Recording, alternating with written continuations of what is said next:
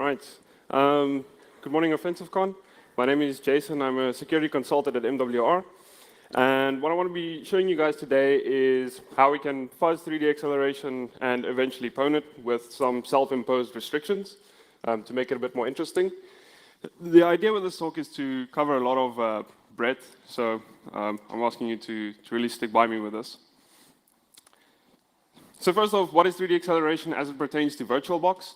So VirtualBox makes use of a technology called Chromium, which is essentially just an abstraction layer over OpenGL. And this accepts Chromium messages, which define graphical operations. And it's within the parsing of those messages that the actual bugs sit. Now, Chromium can be used as a standalone TCP server, or as in the case of VirtualBox, an embedded software component. Now, guest editions can essentially be thought of as a collection of services, where 3D acceleration is just one of them. And the way that you interact with these services is by speaking the HGCM protocol. And this protocol can be spoken to the host from the guest via device files within the guest. And this is all accessible to unprivileged guest users. Now, one of the main interfaces exposed by these services is a function called SVC call. So you'll find them in all of these various guest edition services.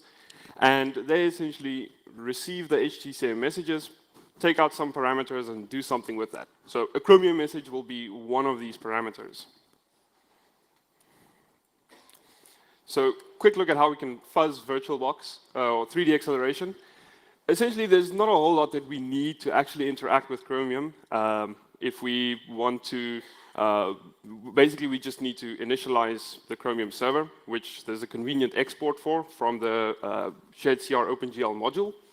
We need to be able to connect, disconnect, and send Chromium messages to basically simulate everything that a guest operating system would do when interacting with 3D acceleration. Now, looking at what a Chromium message looks like, how to craft these, on the left, you'll see two Chromium messages. And one of the biggest things here in this message is the CR message opcode's message type. So this prompts Chromium to execute an opcode handler. So you specify opcodes in this message. And there's a one-to-one relationship between opcodes and opcode handlers. So CR unpack or CR unpack extend will receive these opcodes and call the appropriate opcode handler, which will read some input from our Chromium message and pass that on to the relevant dispatch method. Now, all of the bugs associated with Chromium are usually within these opcode handlers or within these dispatch methods. Now, basically, we're generating a bunch of input because we want to fuzz 3D acceleration. So the main things to take away from figuring out what to do with that input, basically adjusting some of the input, is making sure that our message type is set to CR message opcodes. Basically, it can get quite complex when specifying multiple opcodes. So maybe you're interested in doing something more one-dimensional, so fixing the number of opcodes to 1. When looking at the opcodes, so 3 and 4, we want to make sure that they're within range. Specifying a dead opcode doesn't mean anything to us. We won't be hitting any code paths. And if you want to get really smart with this, you can look at the input parameters or input values that you're giving for that opcode. Maybe look at the data types. There's a relatively easy to follow convention within opcode handlers for what various values or variables are used for.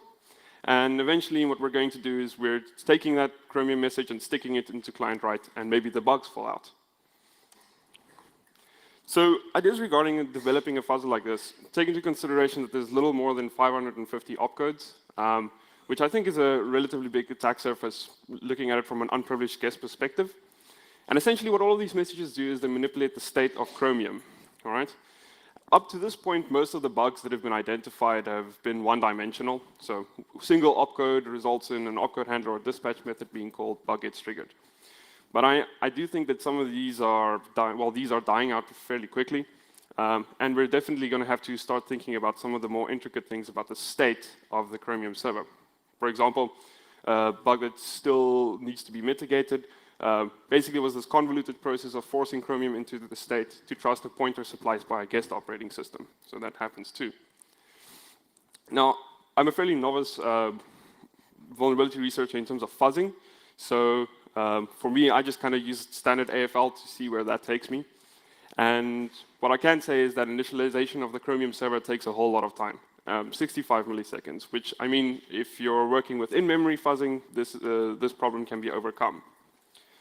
But despite that, if you're really interested in building an AFL fuzzer for 3D acceleration, it's as simple as pointing configure to AFL GCC and AFL G++. So something that I will say is that definitely do this. Comment out RTL log create within that source file. So Chromium, upon initialization, creates a log file, writes to it. So if you're fuzzing 3D acceleration, you're going to fill up your disk space. Or you can be this idiot and create a bunch of cron jobs that run every 20 seconds to clear a folder. It took me a while to find out that this was the problem.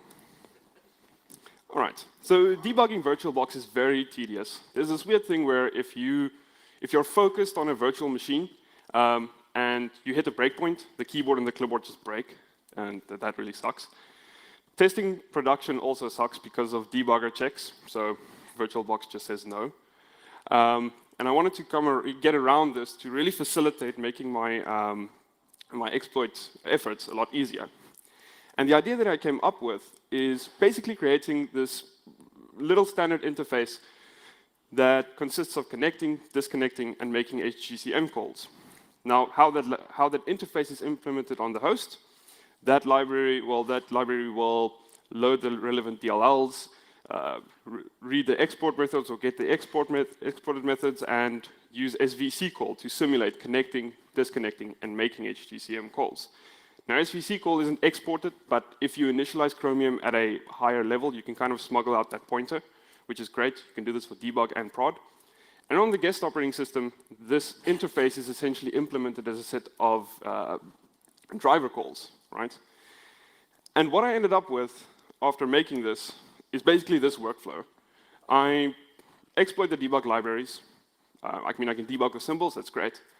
Then I update my exploit to target the prod libraries, just update offsets. I can still debug this because I'm not running in VirtualBox. And then I turn my VM on for the first time, which has sped up the process quite a lot. Now, a lot of the code related to this library that I wrote, and also some example fuzzing harnesses. I'm planning to release all of these on GitHub, so soon TM. All right. So poning VirtualBox and looking at these two bugs. Now, throughout the next two sections, there's going to be a couple of interesting exploit primitives that we can use to facilitate our exploitation. For example, we've got this amazing feature in Chromium where we can buffer Chromium messages, and we can make those buffers arbitrary sizes, meaning that we can perform arbitrary size allocations. We can write to those allocations to a byte of granularity, and when we execute those buffers as Chromium messages, they get freed. All right, so we can free and allocate. And all of these buffered Chromium messages are backed by an object, which I'll refer to as a service buffer. And service buffer objects hold a pointer to the Chromium message through p-data. Now, if this is research that you're looking into, you're bound to come across methods like SVC get buffer and SVC call to better understand how these buffers are used. So let's first look at our info leak.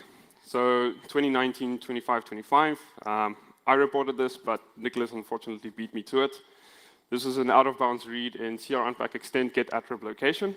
And what you can see on the right is, on top right, is a Chromium message, and we have this value that we're providing called packet length. All right. Packet length in the opcode handler is used in set return pointer and set write back pointer in those macros. Now, what those macros translate to is a call to CR memcopy, which is just a memcopy wrapper. And the offset is added to CR unpack data, which is a pointer to our Chromium message. And at this specific instance, CR unpack data is actually pointing to packet length.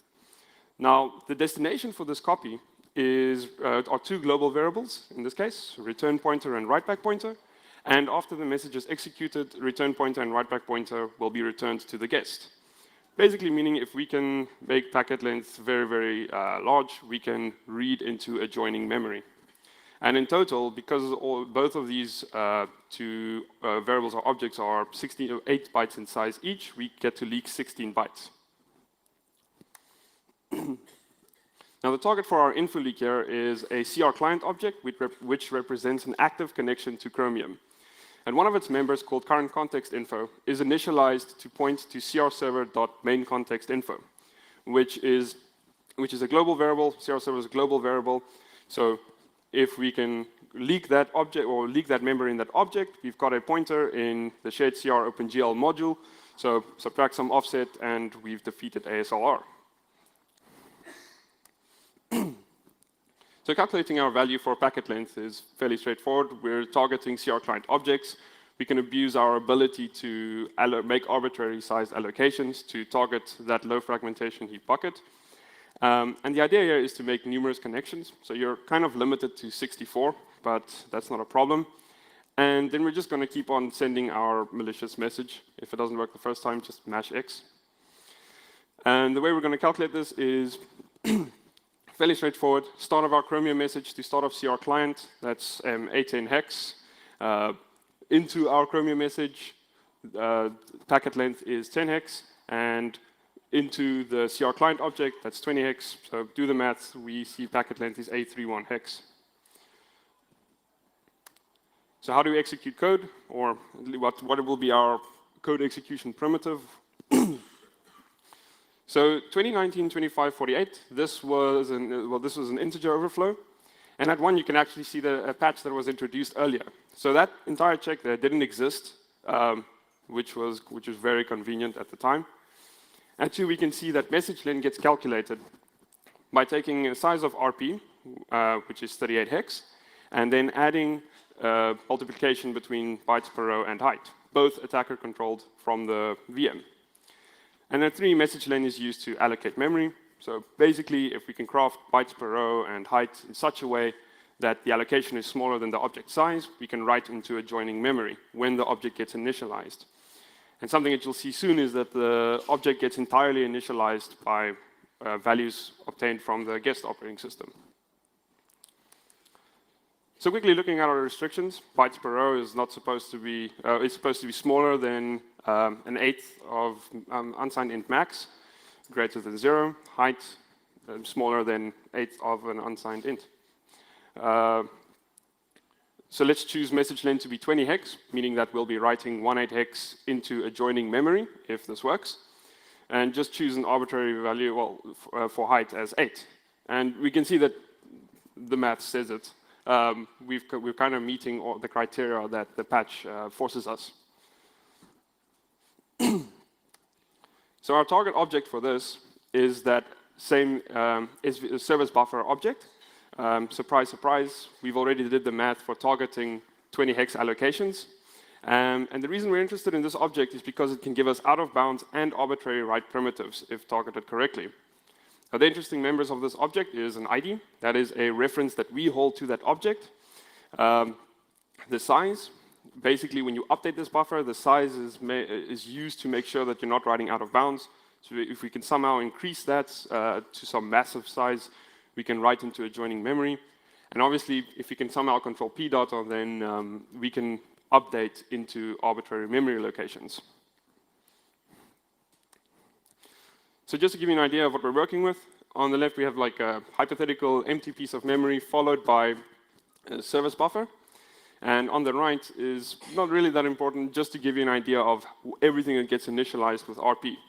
Now everything inside that initialization is controlled by us, except for the message type or the header type. And after initialization, it looks something like this, all right?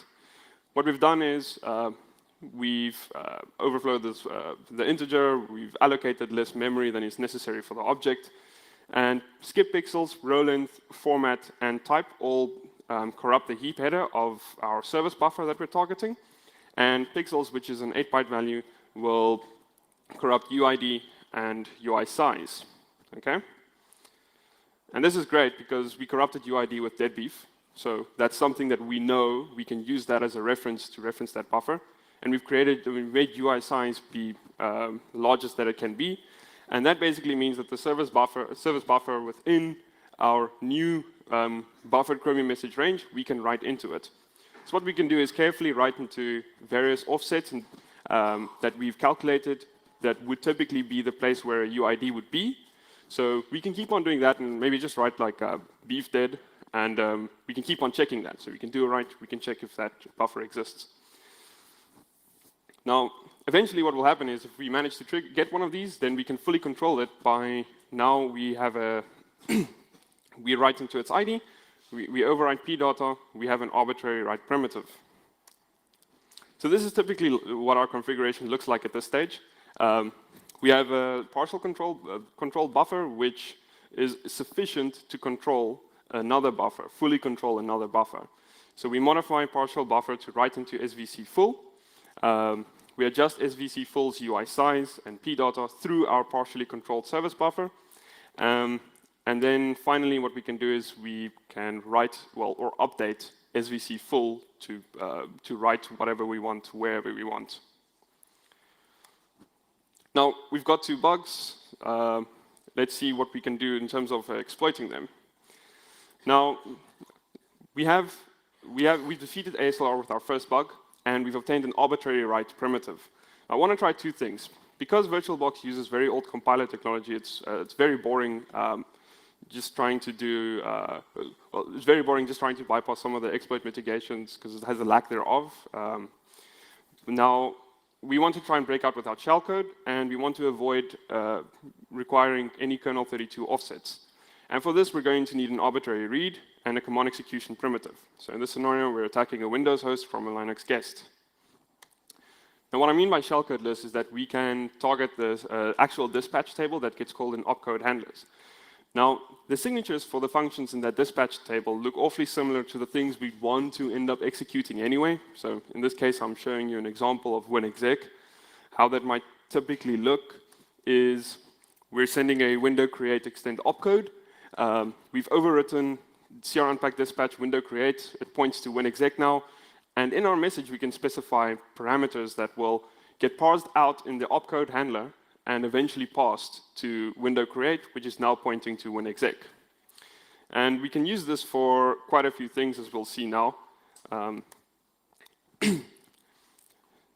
Next, we want to create an arbitrary read primitive using this shellcodeless technique. For this, we're going to target a CR client object again, just because it has a really nice member called con, which is a CR connection object. So certain Chromium messages after execution, the responses are buffered, and the response is pointed to by phost buffer and the size thereof kept in CB host buffer within con. Okay. So if we can leak CR connection or con within a CR client object and use our arbitrary write against that, we can basically fake buffered responses, eventually leading to reading arbitrary memory. Now, a really interesting function that we're going to use for this is server client get. So this method takes a client ID and a pointer, or second order pointer for this. And it basically retrieves a pointer associated with the client ID that was provided, and takes that pointer and writes it to PP client. Now, what makes this interesting is that when Chromium messages get modified in transit, so during that whole transaction, you will get the modified version. So if we can somehow have PP client point to our Chromium message, then we can leak arbitrary CR client objects. The way we're going to do this is by attacking the delete fences NV function in the dispatch table. It accepts an integer and it accepts a pointer, an int pointer, which kind of looks like a CR client object to me. So what we can do is we can now specify a client ID, and in the opcode handler, they're basically going to use data pointer to retrieve a pointer to our Chromium message. So when the delete fences gets called, we're actually passing server client get our client ID and a pointer to our message. After execution, it gets returned back to us. Now, what we're going to do now to actually leak a connection or the con member here is we're going to fake a Chromium message and basically have it stretch over across a CR client object. The idea here is to point our fully controlled service buffer to a couple of allocations before the target CR client object, and then just write a opcode message to it and have it execute, and we'll receive the content of that message, which will contain the entirety of that CR client object, containing pointer to the CR connection object. Now, There's a little problem with this in that it's not as elegant because we don't know what that memory is used for. We can't just write to it.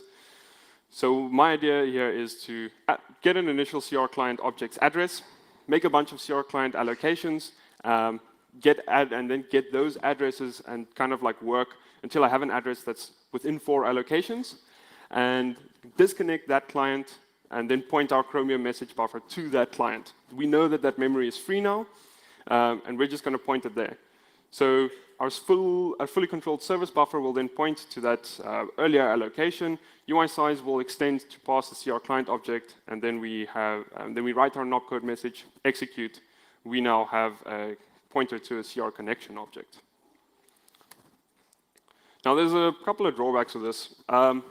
SVC full, when the message gets executed, P data gets freed, meaning that we've got a double free condition. We've disconnected the CR client object and then executed a Chromium message.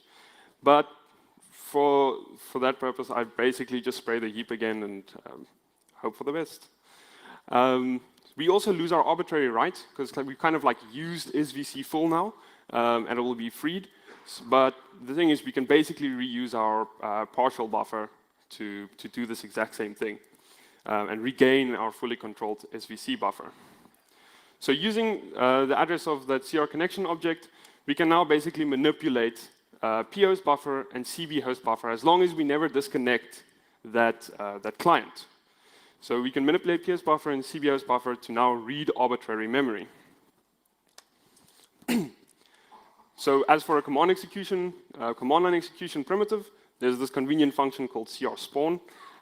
It is within the same module as CR memcopy, which is used by shared CR OpenGL, meaning that just through our arbitrary read and attacking the import address table, we'll eventually end up with a pointer to CR spawn.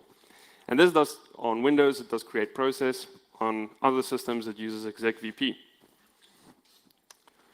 And we're going to use bounce info CR in the dispatch table to point to this function. Now what this does is it basically receives, basically what's going to happen here, the CR spawn method, bounce info CR is going to accept some value, and it's going to be interpreted as a pointer, or it's going to give a pointer to a Chromium message to CR spawn, and CR spawn is going to dereference that pointer as another pointer. So, and then that is eventually going to be our command line. So the idea is to create a CR client object, disconnect it. We're okay, after CR spawn, that memory is not going to get freed.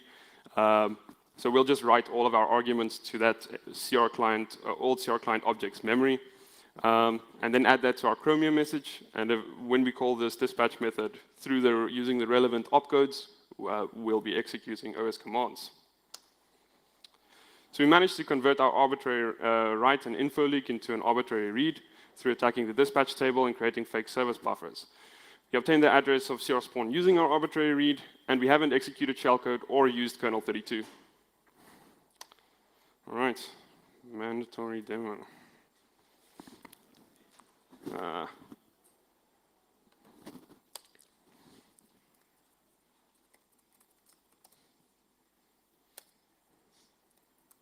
I'm hoping calc will spawn on the screen.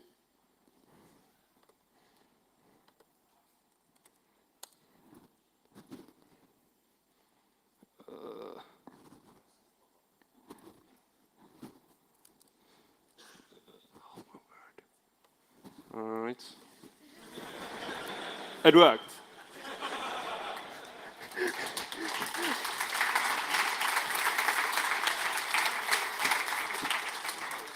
Okay, but is that, I'm running it still, so. Okay, now.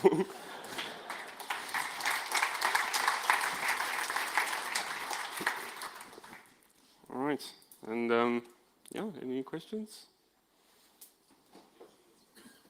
Shit.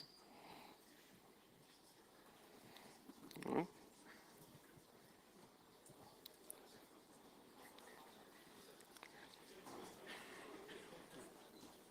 I'm sorry.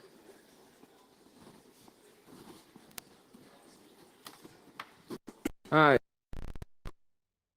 Entirely depends on Chromium.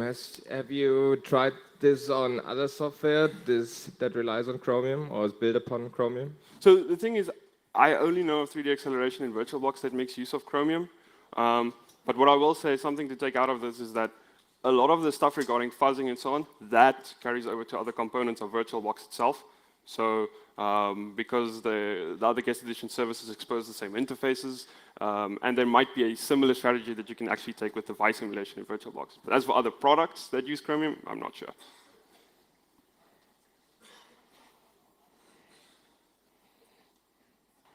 All right. Any more questions?